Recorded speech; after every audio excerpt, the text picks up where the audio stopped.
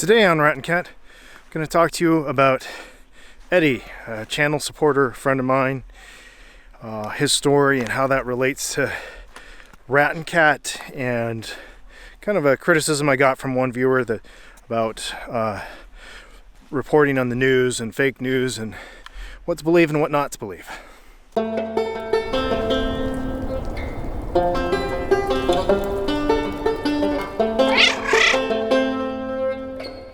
Welcome to Rat and Cat, where we search, survive, and explore. I'm Nikia. I had this guy last August start calling me. He said he wanted to send me something, and kind of a policy I've developed here on Rat and Cat is if somebody says, I want to send you something, I have a gift for you, I just say, okay, sure, thank you very much. It's made a mistake at a feast of a friend of mine that's First Nations, and second guessing on whether I should accept a gift. And the lady turned around and said, it's rude not to accept a gift. And I've decided, yeah, that's pretty much true across the board, unless there's something immoral or unethical about it. So I said, sure, send me it. It was a bottle of whiskey. It's supposed to be kind of a rare whiskey, limited edition. So I don't actually drink because I always say yes. He said he's going to send it to me. And then he just started texting me every day and sending me pictures, talking to me about his family. And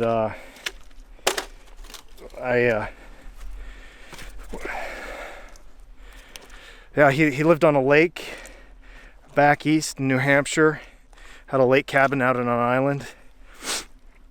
And the thing, it was, he sent me pictures of his grandkids, telling me about how his dad just died, and there's this plane that his dad had, and he just sold it. And a few days after he said he was going to send me this whiskey, he said he fell getting out of the boat and broke his and tripped and broke the bottle, so he's going to have to order another one. And then he said that, and he'd actually broken a tooth too. And then a few days later said he went into the dentist, and it was going to be like $3,000 or $5,000, like $3,000 I think dollars, because it had actually gone into the gum, so he's going to have to get it pulled and get an implant. And anyhow, the stories with Eddie just kept on going like that, and kept telling me he'd send me the whiskey. He did send me a check for $300 to support the efforts of my YouTube channel. He said that, well, he's a hunter and stuff like that. Eventually he asked me, have you ever found anybody? And I said, no, I hadn't. And you know what, it'd be really great if I did, because that'd bring closure to the families.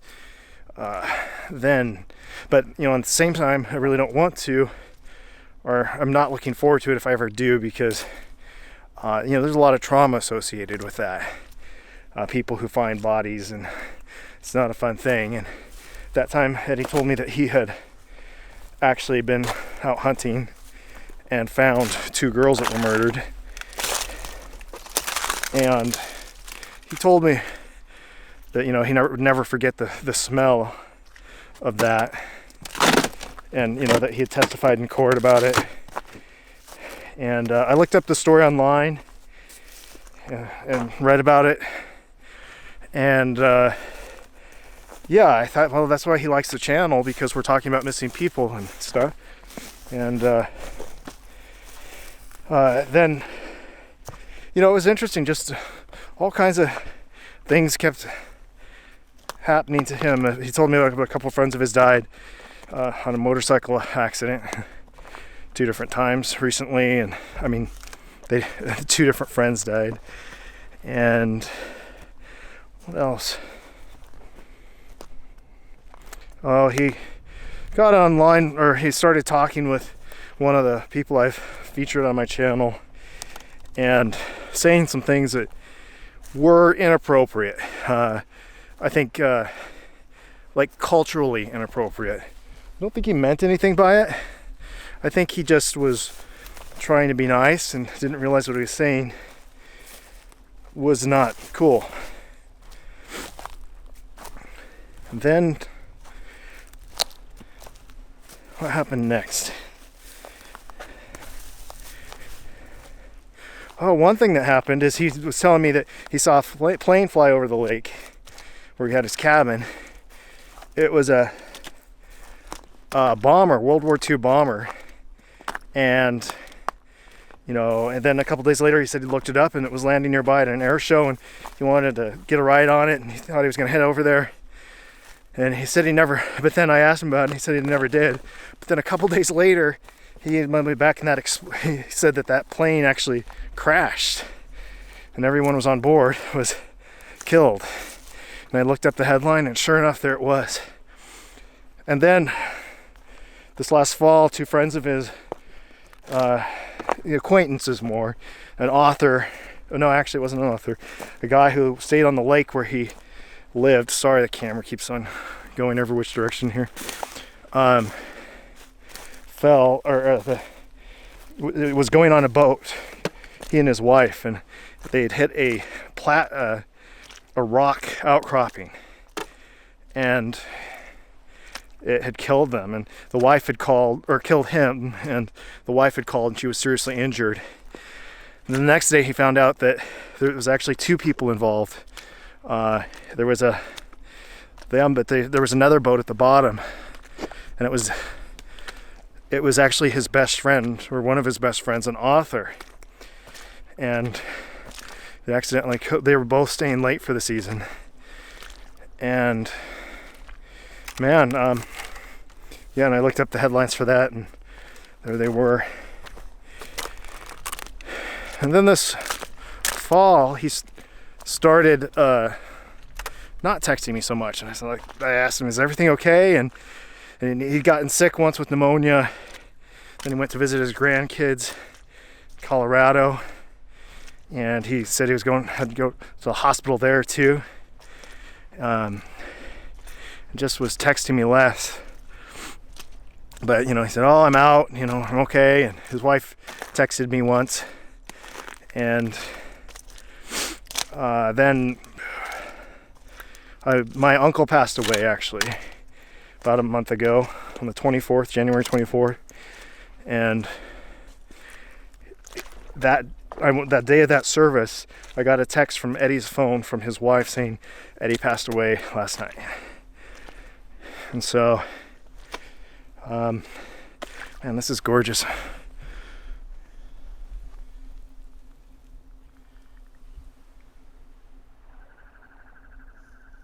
Anyhow, oh, there's a bald eagle. If you can see that. Anyhow, it's really sad. I was really sad about that, especially on that day to get that news. And a few days later, I texted his wife and said, "Hey, can I ask you a few questions about this? Maybe sometime about Eddie. I want to do a video on him." And she said, "Sure, you know, give me a couple weeks or something like that." And so I did. And then the next text I got was, "I'm shutting off Eddie's phone." And so I said, "Can I text you on your other phone?" And she said yes. And so I did, but I didn't get any response for her. So today when I was working on the video, I texted her again and said, you know, I just have these questions, and asked him, you know, what was his age? 65, I believe. And you know, what about this story? You know, he had this passion for missing people. And she said, "I don't know about this passion, what you're talking about with that, because, yeah, I've been married for over 40 years and I don't know about that." And I said, "What about these two girls he found?" He goes, he didn't find two girls. So I said, "What?" And so I looked up at the story again, and the story down in it said that actually some paintballers, some teenagers paintballing, had found the I can wait out around this tree here. Eek, this is close. on that. Still dry though, so far.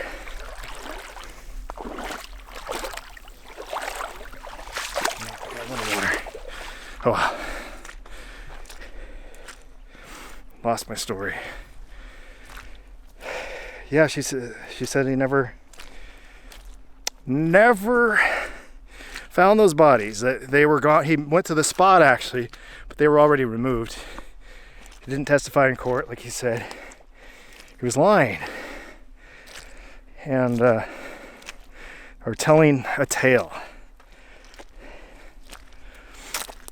You know, but I still, I guess in a way, I don't care. I do care. That's really disappointing to me. On the other hand, I've been able to verify the other stuff that he did tell me, and for the most part, it seems to be true. You know, because the things were actually happening before, like talking about the plane crashing, and then it crashed and stuff. So it's interesting.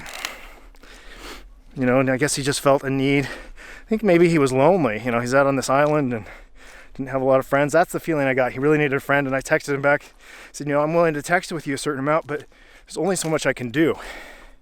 This is, you know, I'll text you as I can. He said, oh, that's fine. And so he would just keep on texting.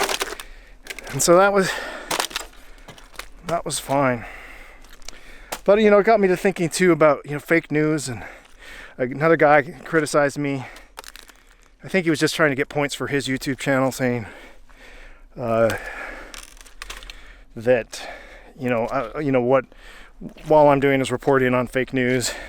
Which, you know, if you watch my channel, I go out there and I do research in the field myself. And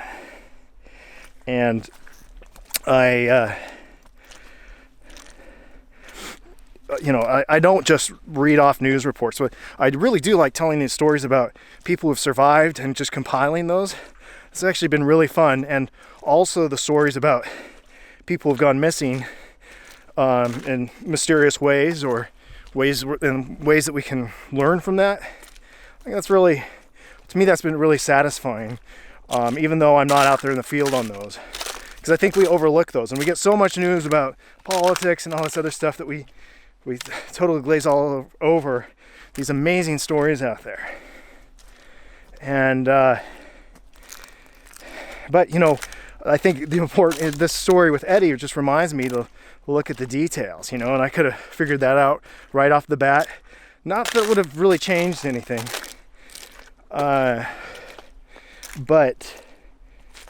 I would have had a better understanding of that. And there's a number of people that I've interviewed on my channel that I'm just like, you know, they're lying. And I don't always tell that to you, the viewer, because I think that most of you figure that out on your own. And I have to...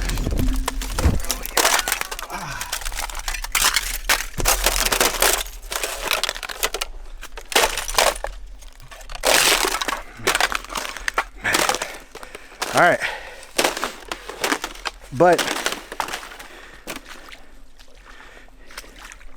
I think it's also important to look at sources. A lot of times when I report on these stories, I'll look, like every time I report on these sources, I'll look at multiple sources.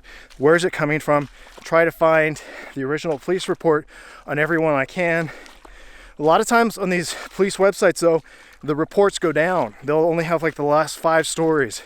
So a lot of times they're missing, and even other news articles are reporting on somebody else's news article. And so when I can, I'll call up the police department if there's something that's vague and I don't understand, and I'll ask them firsthand what's going on. So, and I think that a lot of people just say, oh, there's fake news everywhere, and they blame this and that source, or because you're left or right, that this is fake. And I guess my response to that is, no, that's really inaccurate. There are a handful of stations that regularly report lies, that tell untruths. But there are also, and the rest of the stations that are telling the truth the best they can, but everybody has a bias. You know, and part of my degree was research and writing, and And I had, actually in those classes, I got top points for research and writing.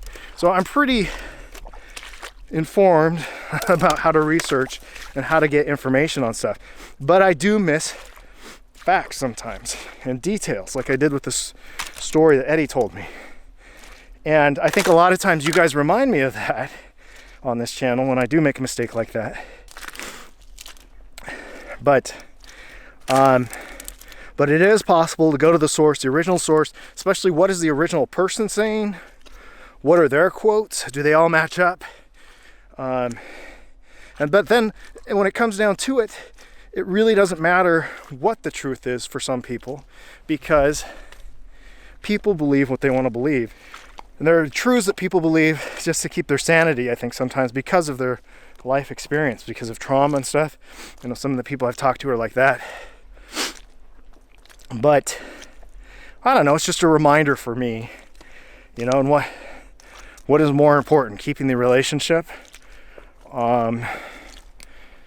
or letting it go. And I think if we didn't have any grace that way, then we wouldn't have any friends or relationships, because everybody's a little bit off. People make honest mistakes too. I'm curious about what your thoughts are on this. How do you practice honesty yourself? What do you do to keep yourself honest? Are you a liar? Why do you lie? I look forward to reading your comments below. And as always, and until next time, this is Rat and Cat, where we search, survive, and explore. As always, I encourage you to get out there, be safe, and enjoy the wild.